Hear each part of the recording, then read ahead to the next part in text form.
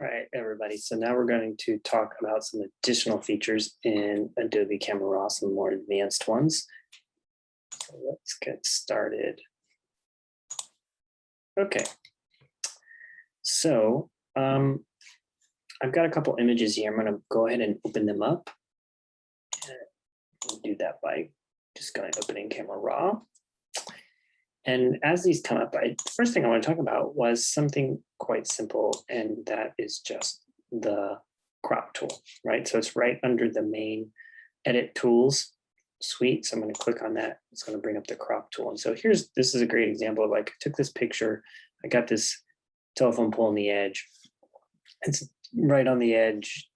I need to do something with that if I wanted to keep this image. So it's pretty easy, but before we get into the main, let's take a look over here. So the first thing is the aspect ratio. So your camera will by default shoot in a particular aspect ratio. It's going to depend on the sensor design. Most cameras are set up so that it's for every 2 inches high, it's 3 inches wide. And we call that a 2:3 ratio. But here under aspect ratio, you can choose different things. You can say as shot, which would be whatever the camera is.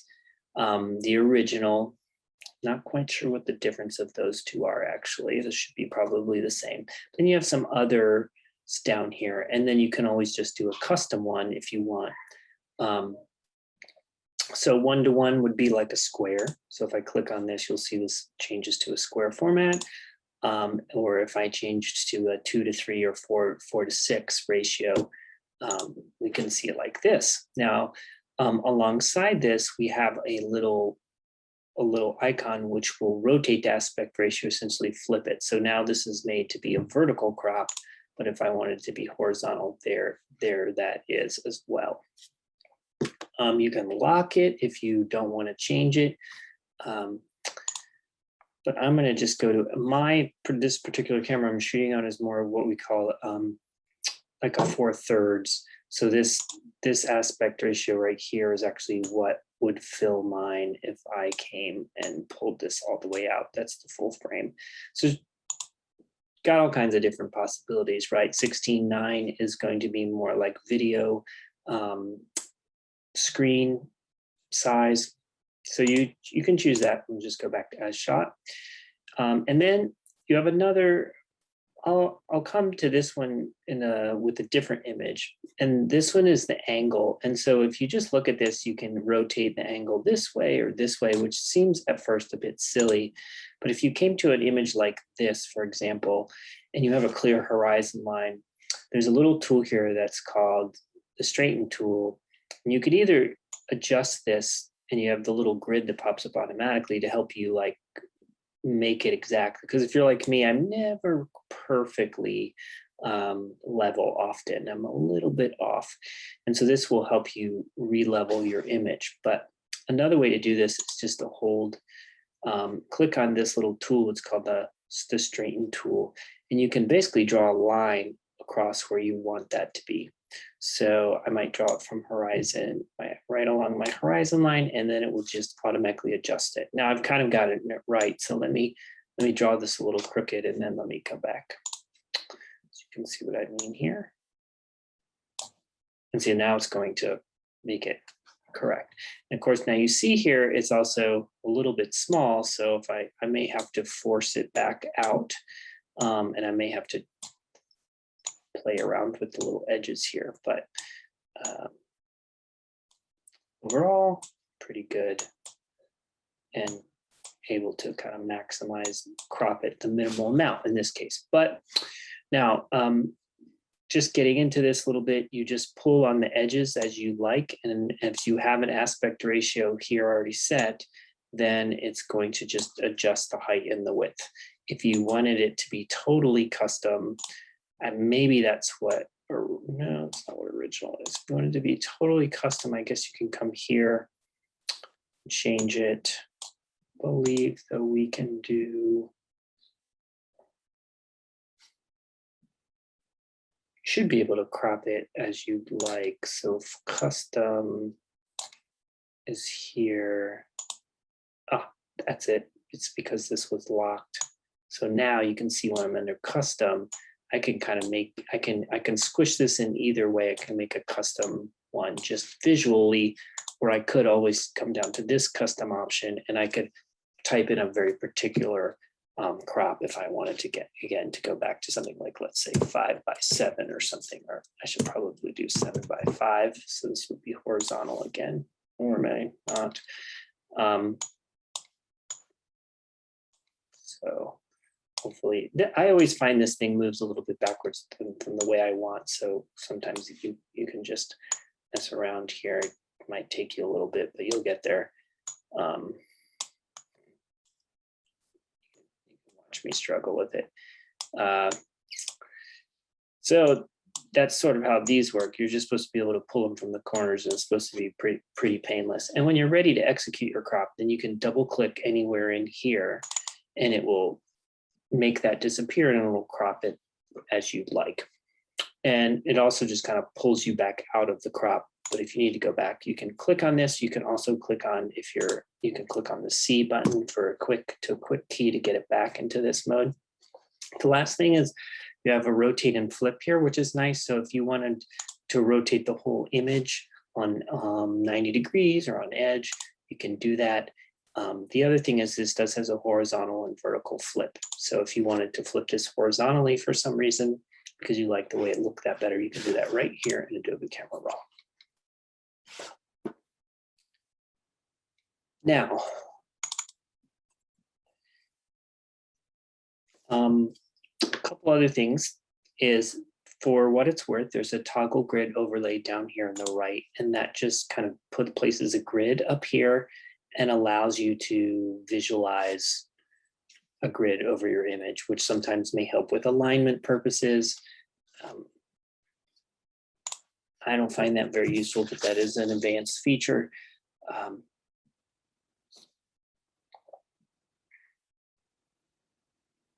Another thing to talk about is just the color sampling tool, which is right above this grid. And that, what this does is it actually allows you to come in with a little eyedropper and give you our red, green, and blue values for those, where those pixels are. So if I thought of this, and we'll get into this more in Photoshop, unfortunately, these numbers don't translate over into Photoshop. I wish they did. Maybe one year they will make that happen. But I could go to my brightest highlights, say in this cloud, click, and it will give me information up at the top for this point of my red, green, and blue values.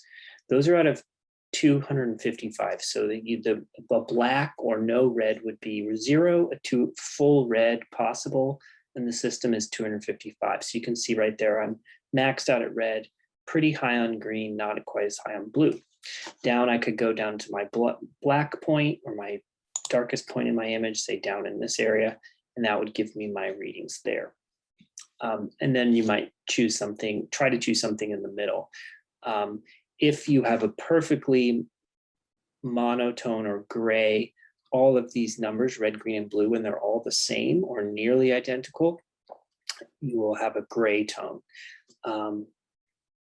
Yeah, that's all I need to show you about that. If you don't, you can always click on this like little back arrow to reset it, or just click up here in this box to get rid of it. Now, one other really important thing to show you in this episode is this little gear up here, which is the preferences dialog.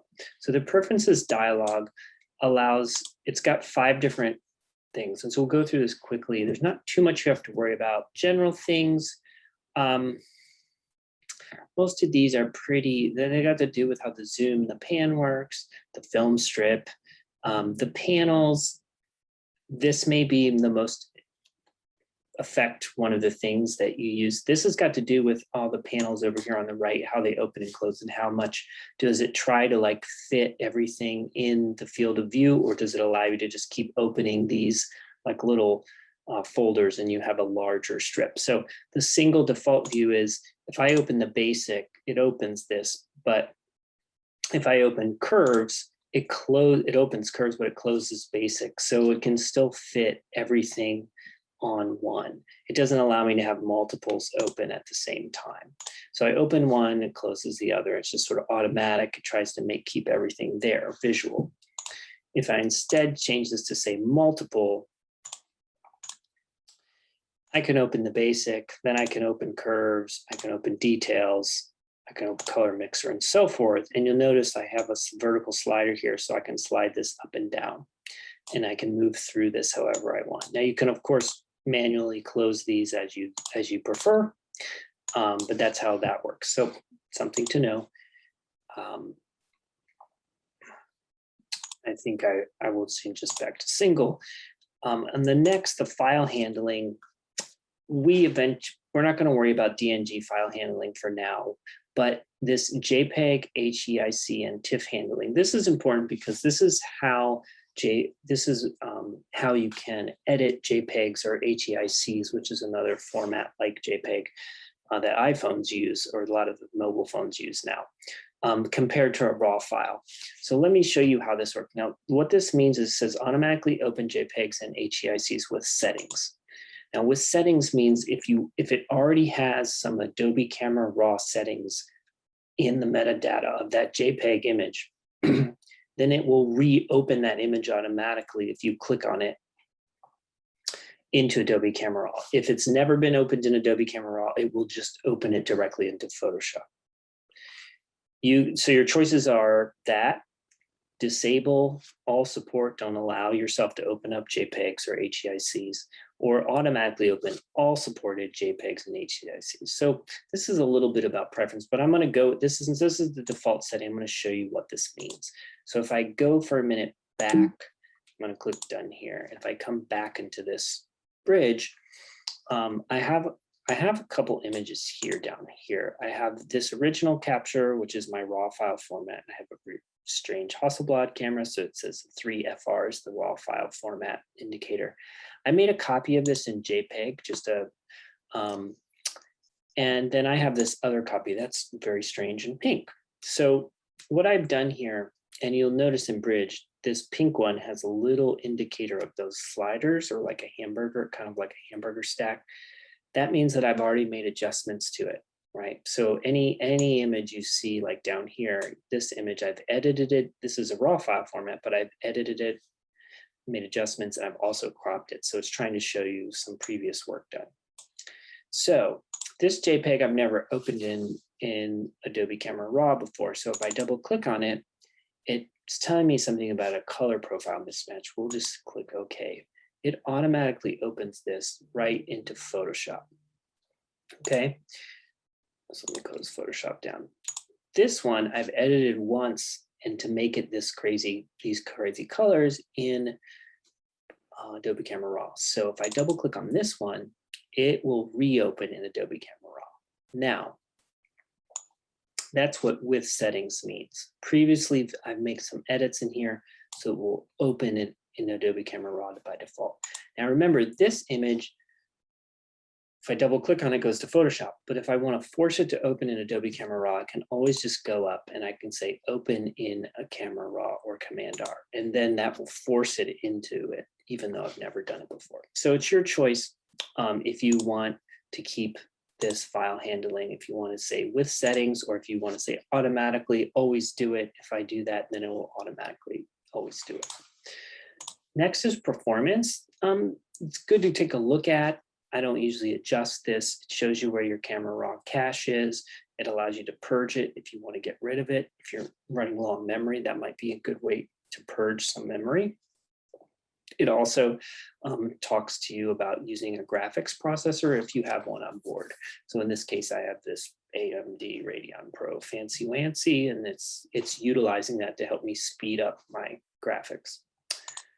Raw defaults. This is a little complex, but what I just want to touch on what's important here. What this means is usually you'll come in and it'll look like this. It'll say global Adobe default. That means that whatever the way that Adobe wants to treat your raw file format is the way it will appear in Adobe Camera Raw as well as Bridge. Usually what I like to do is change the camera settings. And what that means is it means like whatever color profile you might have been using in your camera, it will take that information and it will translate it and keep it here in Adobe Camera Raw. So I can click on that and click OK. And sometimes you may see a change into the color treatment. This is sort of similar to, and I'm gonna, of course, this is a JPEG. So now that I've done that, let me go back to say these images that we were looking at earlier. I'm gonna open them in Adobe Camera Raw. Go back to this image. So you'll notice here at the top of my edit flow, there is a profile thing. It says camera standard, right? So that is like what the camera's color rendering of the scene is, as opposed to some Adobe preset. So here, for example, if I change this over to Adobe Landscape, you'll see that there's a subtle change in the way that this image is viewed. So that's you can adjust these profiles as you wish when you come in and edit, and B, that's the difference between that and color preset.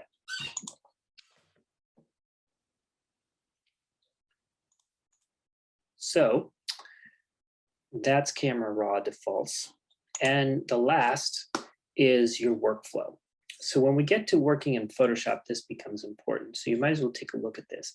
What this says is basically, when I open up an image from Adobe Camera Raw into Photoshop to do further editing, what type of size and color space, which has got to do with color rendering again, and bit depth do I want to use?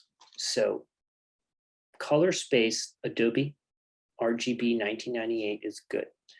Bit depth, I would like 16 bits. We'll get to this at some point, but that's good. We want more information. Image resizing, I don't want to resize my image automatically when I go into Adobe Photoshop, but if you did, you could change it here. And then output for sharpening, I'm not going to have any of that now. I'll do that when I need to, if I need to. But lastly, Photoshop, open in Photoshop as smart objects. I do want to click on this. And when I do that, notice down here, instead of saying open, it says open object. That's going to be important when we get to opening images in Photoshop. So just make that adjustment, and then it'll make more sense in the future.